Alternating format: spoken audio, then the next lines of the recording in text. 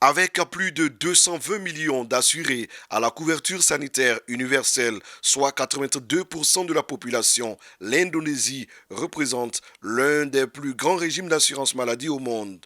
Le gouvernement impose la participation à cette assurance financée par une combinaison de ressources publiques et privées. L'objectif est de rendre gratuit l'accès aux soins médicaux de base pour tous les citoyens. C'est pour mieux s'en imprégner afin d'en tirer le meilleur profit que le ministre de l'Emploi et de la Protection sociale, Maître Adama Kamara, conduit cette mission en Indonésie après un premier voyage d'immersion en Thaïlande. Au programme, visite d'établissements sanitaires publics et privés, réunions techniques et présentation du dispositif.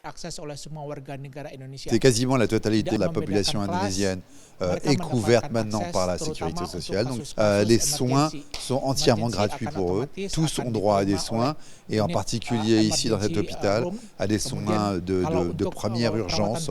La délégation ivoirienne s'est aussi rendue dans les locaux de l'assurance santé universelle de l'Indonésie. C'est l'équivalent de la Caisse nationale d'assurance maladie. Le ministre de l'Emploi, de la Protection sociale et les équipes du ministère de la Santé, de l'Hygiène publique et de la couverture maladie universelle ont pu se rendre compte du dispositif après une présentation détaillée. Le centre de commandement de toutes les opérations d'assurance santé universelle a été également visité. Nous avons appris beaucoup de choses qui nous permettront en rentrant de rendre compte d'abord à notre hiérarchie et ensuite tout ce retour d'expérience positive que nous pouvons utiliser pour améliorer la couverture maladie universelle qui est aujourd'hui dans notre pays une réalité, soit encore davantage dynamique.